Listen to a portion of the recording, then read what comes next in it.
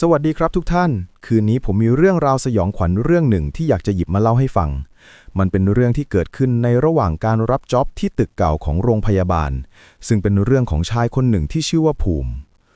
มิเป็นหนุ่มน้อยวัย 20 ปีที่ชอบหาเงินด้วยตัวเอง เพราะอยากแบ่งเบาภาระของพ่อแม่ ทุกๆปิดเทอมเขาก็มักหางานรายวันทำเป็นประจำ มีอยู่วันหนึ่งที่เขาพาตาไปหาหมอตามนัด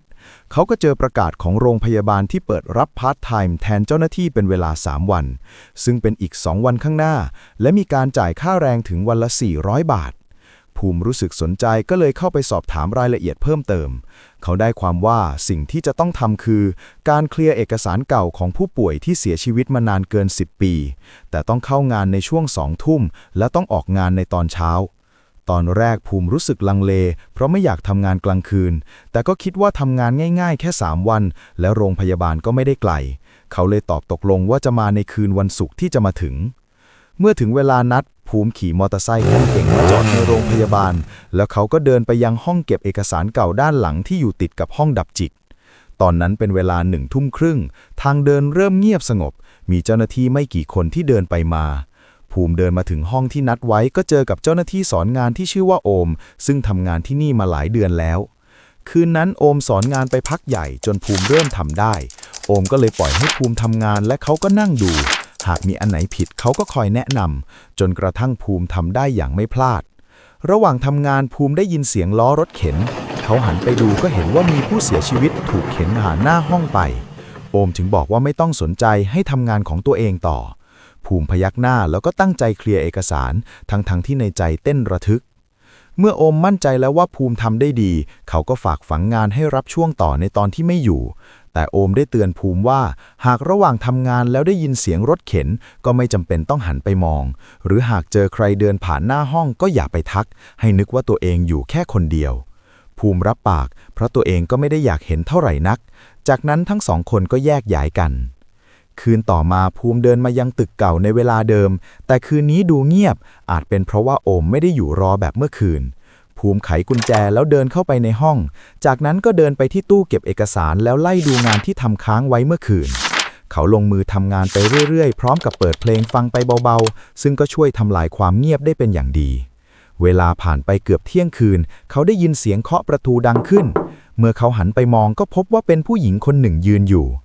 ภูมิเดินไปเปิดประตูให้หญิงสาวเมื่อพูดคุยไปมาก็รู้ว่าเธอชื่อเมย์เป็นเจ้าหน้าที่โรงพยาบาลที่เคยทำหน้าที่นี้มาก่อนแต่ตอนนี้ย้ายไปอยู่แผนกอื่นเธอรู้ว่าโอมไม่อยู่ก็เลยอาสามาช่วยเพื่อภูมิไม่เข้าใจตรงไหนจะได้ถามและไม่ทำผิดพลาด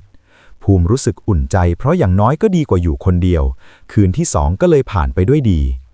คืนสุดท้ายภูมิมาทำงานด้วยใจที่เป็นสุขนึกเสียดายที่มีวันทำงานน้อยไปหน่อยเขาคิดว่าตัวเองโชคดีที่มีครูสอนถึง2 คนคืนนั้นเมย์มาให้คำปรึกษาเหมือนเดิมแต่ที่ไม่เหมือนเดิมคือคืนนั้นมีเสียงรถเข็นผ่านมาภูมิลืมคำพูดของโอมแล้วหันไปมองเพราะคิดว่ามีเพื่อนอยู่ด้วยก็คงไม่มีอะไรแต่ภูมิคิดผิดเพราะคนที่เข็นรถมาเปียกน้ำไปทั้งตัวเขาเข็นรถผ่านหน้าห้องไปช้าๆขณะที่ภูมิยืนตกใจอยู่เมย์ก็ดึงตัวภูมิให้นั่งลงแล้วบอกให้อยู่เงียบๆจนเสียงรถเข็นดังแว่วหายไปภูมิมีอาการตัวสั่นใจเต้นไม่เป็นจังหวะจนเมย์ต้องปลอบจนเขาสงบลง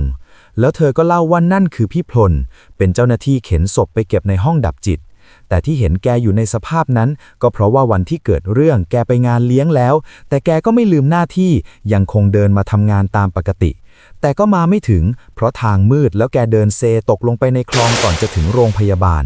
ทางบ้านก็ออกตามหาแต่ไม่มีใครหาเจอจนกระทั่งแกลอยขึ้นมาเองในอีก3 วันต่อมาหลังจากนั้นก็มีคนเห็นแกเดินมาทำหน้าที่บ่อยด้วยสภาพแบบนั้นแต่แกก็ไม่ได้หลอกใครเมื่อภูมิฟังจบเขาก็แอบคิดในใจว่าขอถอนคำพูดที่ว่าวันทำงานน้อยไปหน่อยโชคดีแค่ไหนแล้วที่เขาไม่หัวใจวายไปก่อนคืนนั้นภูมิจึงเคลียร์งานในส่วนที่ได้รับมอบหมายจนเสร็จก่อนถึงเวลาออกงานเขากล่าวขอบคุณที่เมย์มาช่วยเธอยิ้มแล้วก็เดินหายไปตรงทางเชื่อมอยู่ๆภูมิก็รู้สึกง่วงนอนแล้วก็หลับไปทั้งอย่างนั้น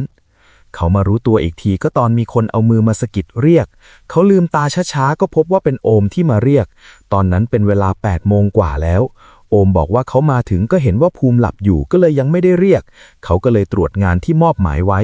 เมื่อตรวจเสร็จเห็นว่างานเรียบร้อยดีไม่มีผิดพลาดเขาจึงปลุกภูมิเพื่อจะพาไปรับเงินค่าตอบแทนโอมชมการทำงานของภูมิเขาบอกว่าไว้ใจคนไม่ผิดไม่น่าเชื่อว่าสอนงานครั้งเดียวจะทำงานได้เรียบร้อยขนาดนี้แถมบางอย่างยังทำเองโดยไม่ต้องบอกภูมิยิ้มแล้วบอกว่าเขามีคนมาช่วยในระหว่างที่โอมไม่อยู่โอมทำหน้านงเพราะนอกจากเขาแล้วก็ไม่มีคนอื่นที่ทำหน้าที่นี้อีกหากมีคนแทนก็คงไม่ต้องจ้างคนนอกอย่างภูมิตอนนั้นภูมิคิดว่าโอมน่าจะล้อเล่นภูมิก็เลยเล่าเรื่องที่เจอพี่พลแล้วเรื่องที่เมย์มาช่วยงานให้ฟังโอมมีสีหน้าเปลี่ยนไปเล็กน้อยแล้วขอพาภูมิกลับไปที่ห้องเอกสารอีกครั้งเขาค้นหาข้อมูลบางอย่างสักครู่แล้วถามว่านี่ใช่รูปของคนที่ชื่อเมย์ไหมภูมิพยักหน้าก่อนจะเอะใจขึ้นมาเพราะสถานะของข้อมูลนั้นบอกว่าจำหน่ายภูมิขนลุกไปทั้งตัวแล้วโอมก็เล่าว่าเมย์เคยเป็นคนทำหน้าที่นี้จริงๆแต่เธอเสียชีวิตไปแล้วเพราะหัวใจวายกระทันหันเพื่อนร่วมงานคิดว่าเธอโหมงานหนักเกินไปแต่เมื่อกลับไปดูกล้อง CCTV พบว่าก่อนที่เธอจะเสียชีวิตเธอยืนนิ่งอยู่ในห้องเอกสารคนเดียวสายตามองไปทางหน้าห้องพักใหญ่แล้วก็ล้มลงกับพื้นเมื่อฟังดีๆจะมีเสียงรถเข็นติดมาด้วยทั้งที่ตอนนั้นไม่มีใครเลยทุกคนจึงลงความเห็นว่าเธอน่าจะเจอเข้ากับพี่พลและที่เธอมาช่วยภูมิก็คงไม่อยากให้ตกใจจนเสียชีวิตเหมือนกับเธอเมื่อภูมิฟังจบเขานึกขอบคุณในใจที่เมย์มาช่วยงานจนสำเร็จหลังจากนั้นเขาก็ไหว้ลาโอมแล้วเขาก็ขี่รถกลับบ้านทันทีฟังเรื่องนี้แล้วคิดยังไงกันบ้างครับคอมเมนต์มาพูดคุยกันได้นะครับและรบกวนกดไลค์เพื่อเป็นกำลังใจให้กันด้วยนะครับสวัสดีครับ